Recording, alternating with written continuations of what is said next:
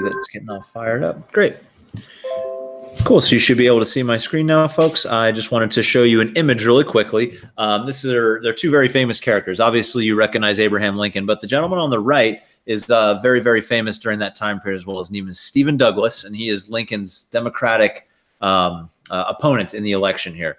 And it's a very interesting series of debates. And essentially, guys, Lincoln and Douglas, I'm sorry, it's actually not his Democratic. Oh, man, I'm totally like having a brain fart about Lincoln's or about whether this is a primary debate or the debate for governor. It's the gubernatorial debate is what it is of Illinois in 1858, guys. And the reason why this is important for the class is because in this series of debates all throughout the state of Illinois, and again, there's like 7 or 8 of them that occur. I assigned you a good reading about it. Lincoln really makes the Republican position on slavery known. Most people think that in this time, oh, the Republicans are founded and they're the anti-slavery party. It's not necessarily true.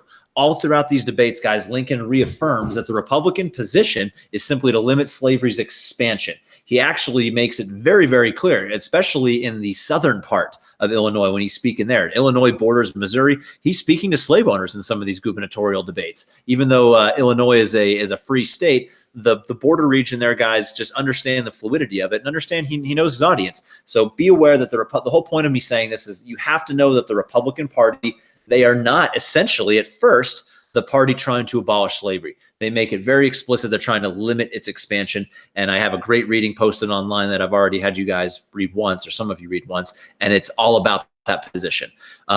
You won't need to know that in more detail, I promise you. But if you're at writing an essay about the sectional crisis, you could utilize the Lincoln-Douglas debates as part of your evidence list. Never will you have to write an essay on just those debates. I don't expect you to be experts on the Lincoln-Douglas debates. There are entire books about that one topic alone. To understand the context of that political race in the sectional crisis, guys, and understand what the Republican Party is all about in the 1850s. Anyhow, 1860, guys, is Lincoln's presidential victory. And be aware, he doesn't even appear on ballots in southern states. But yet the population of the northern states and the electoral power that they yield is enough to still win him the presidency. And it's essentially what will start the southern states from seceding. This does not start the Civil War, but please be aware, guys, that almost immediately after Lincoln's election in 1860, South Carolina will secede from the Union. And over the course of the next several months, I want to say 10 or 11 other states will secede. I always forget if there's 10 or 11 or 12 Confederacy states. You're not tested at that level of detail, that numerical detail, so don't worry about that, guys. But you have to realize that Lincoln's election is really kind of a turning point. They're always wanting you to highlight turning points or major developments and changes in these essays you write. So, guys, if you're mentioning Lincoln's election in 1860, it's always going to be in the context of as a major turning point in the sectional crisis. Southerners view his election as essentially, someone who's going to try to end their way of life, even though he never says anything about being for immediate abolition. Guys, remember, Lincoln is espousing that doctrine called colonization all the way until the middle of the Civil War in 1863. Lincoln we have sources from Lincoln where he's talking in 1861 and 1862, how if and when abolition occurs, that these free populations of black men and women should literally be sent back to Africa. This is where that little West African spot Liberia originates from. I'm just trying to help you understand, folks, the time in which Lincoln lives really prevented him from being a radical abolitionist like William Lloyd Garrison. Most Americans don't, even people that are anti-slavery at this time, don't envision a mixed race society when this is all said and done. Even the ones that think slavery is going to end, I don't know what they quite thought, but anyhow. That's the significance of the Lincoln-Douglas debate. Hopefully I gave you an interesting tidbit that you might find useful. Guys, you could totally write this essay without even mentioning the Lincoln-Douglas debate. So I guess I didn't even need to spend that much time going over it, but it's really fascinating. And if you're bored over the next couple days and you're a true history nerd, like I know a bunch of you are that are logged onto this, I really encourage you to get back and read that 30-page reading. There's a lot of myths about Abraham Lincoln, and like everyone, he's a very complex character. A lot of great things about him and a lot of things that you might not have quite known before. So get back into the detail if you need it. It just might not be that level of detail on the test. So cool. I'm blabbering on now. Let's move on to chapter 15, which is Reconstruction. So we're taking a giant step here, folks. Lincoln's elected, and then the next thing we know, the Civil War is going to be over. But it's what it is. They're not testing us on military history. Next topic, here we go. Let's look at the learning targets real quick. We're only going to do this for probably about 15 minutes, guys. We'll just do the very, very early first part of Reconstruction, specifically under Andrew Johnson, right before he gets impeached. But look at the vocabulary. If you're looking at this list that I provided for you guys, then you should start to be familiar with some of it. Things like the Black Codes and the Freedmen's Bureau, obviously knowing what amendment is what with 13th, 14th, and 15th. You've got to know which one ends slavery. You've got to know which one makes anyone born in this nation a naturalized citizen. You've got to keep that stuff straight. I think it's a very, very possible topic to get. And this chapter, guys, even though this is only one chapter of the textbook, this is big enough to be an entire DBQ. Most DBQ topics will cover a range of chapters in like 20, 30 years. But this Reconstruction topic, from 1865 basically until 1877, that 12-year period, it's big enough to be an essay all in itself. So that's why this chapter is super important. We'll spend 2 days on it, part of today and all of tomorrow.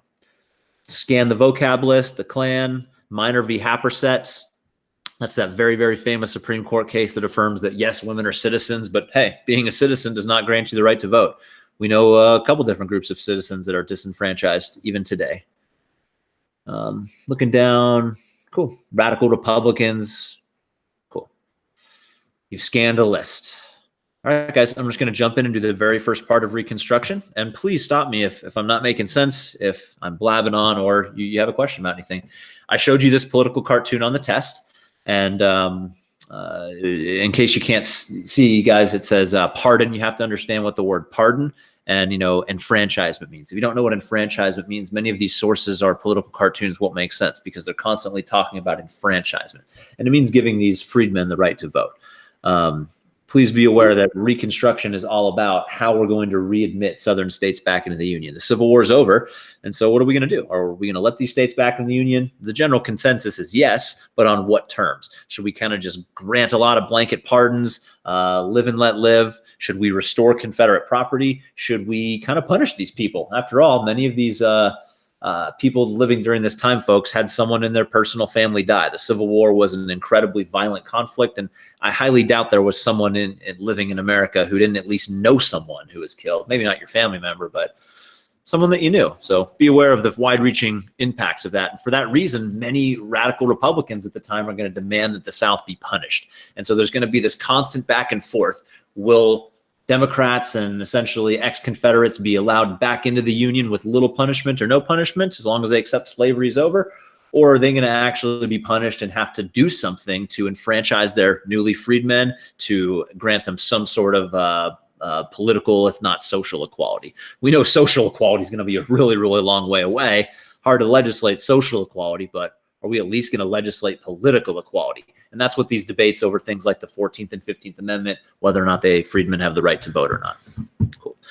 So that was my basic introduction to Reconstruction, guys. Those are the vocab terms, enfranchisement and freedmen. Andrew Johnson is our first president during Reconstruction. Remember, he takes over after Lincoln's assassinated.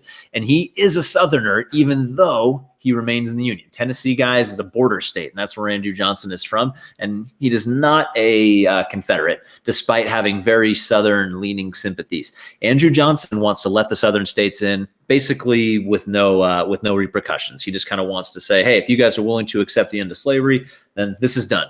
Come on back in, and we will get back on with the business of the nation. He's willing to pardon all ex-Confederates, and he's even willing to allow them to serve in government, folks. He has no issues with people who served in the Confederate cabinets and the Confederate legislature serving back in the American government. He has no problem with that. And frankly, guys, he is not going to approve of or support anything that grants rights to the freedmen. He's going to basically say, slavery's done. Great. We're all through here. He's certainly going to not support anything related to voting for African Americans. He's not going to support any type of social equality or any type of access to public spaces or anything like that. He's okay with ending slavery, but he's going to fully oppose anything that resembles granting them rights. And he will definitely use the veto to obstruct a lot of what the Republicans in Congress are doing. Remember, guys, Republicans are going to control Congress during this period. That's why we will see some really, really important progress made in terms of African-American rights.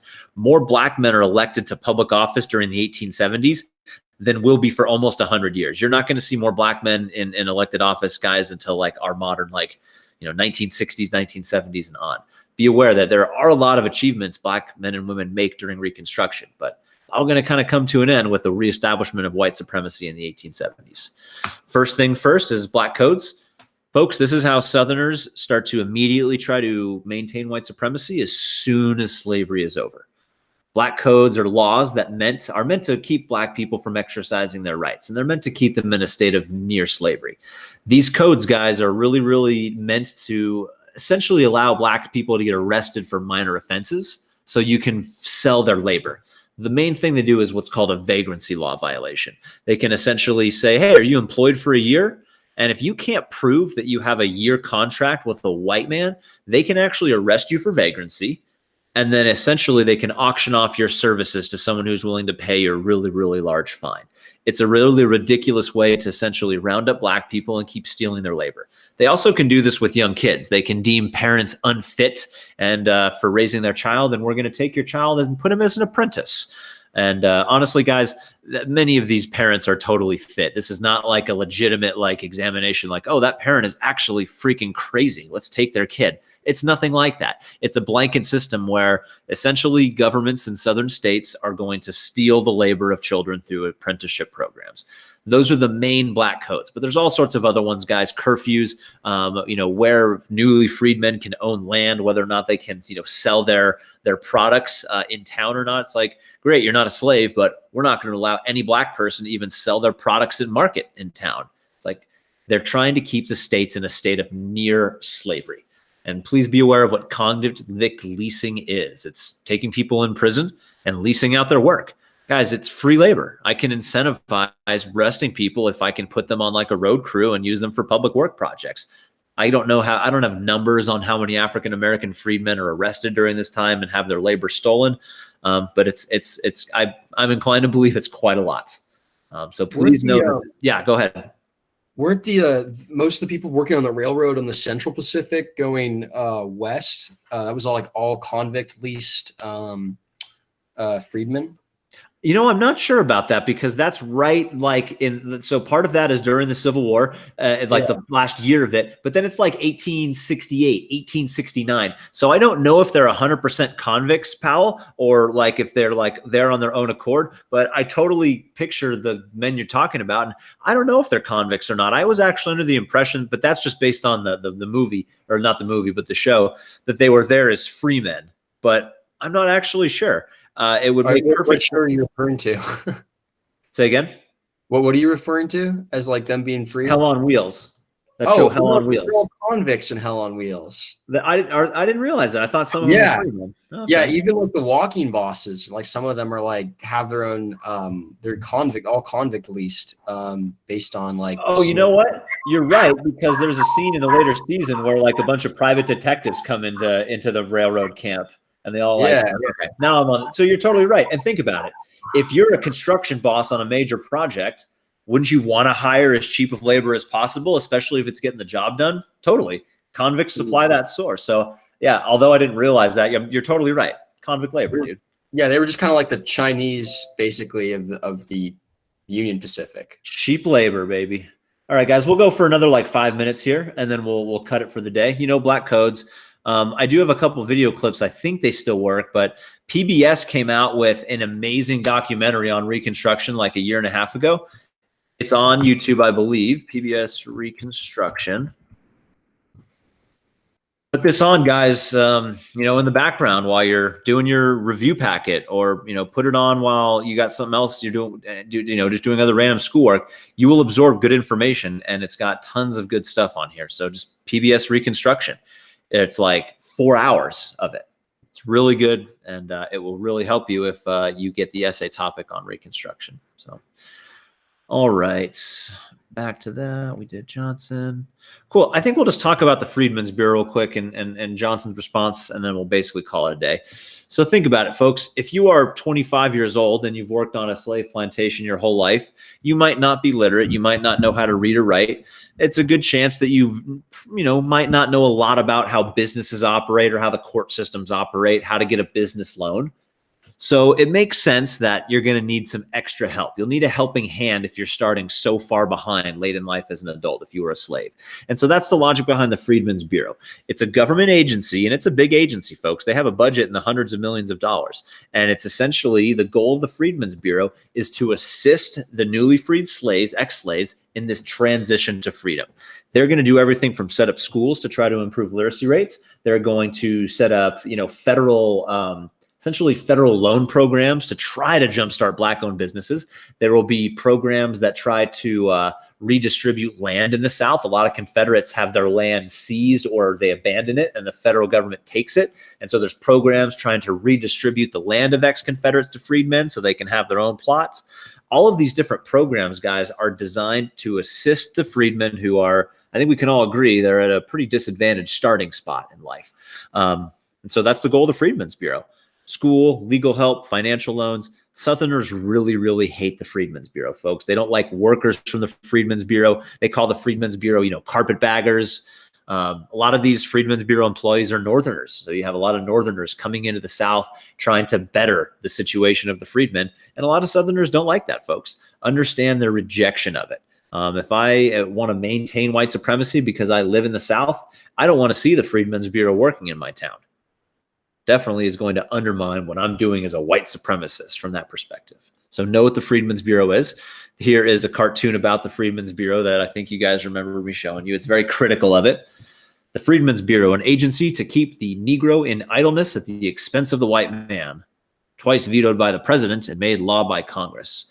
Guys, I'm sure some of you know this, but if the president vetoes a law, Congress can overrule him with a 2/3 majority. That shows you really who's in control. Radical Republicans. They're just going to keep overruling Johnson everything he vetoes. Johnson vetoes the Freedmen's Bureau. He gets overruled. Johnson's going to veto the Civil Rights Act. Guys, this Civil Rights Act of 66 is like something we're not going to see for 100 years for 100 years full on.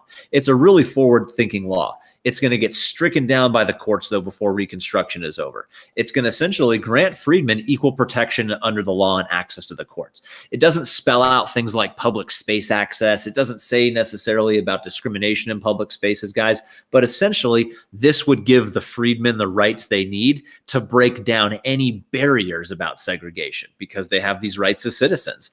This law would have been major if it stayed, but it was ultimately stricken down as Reconstruction weakens.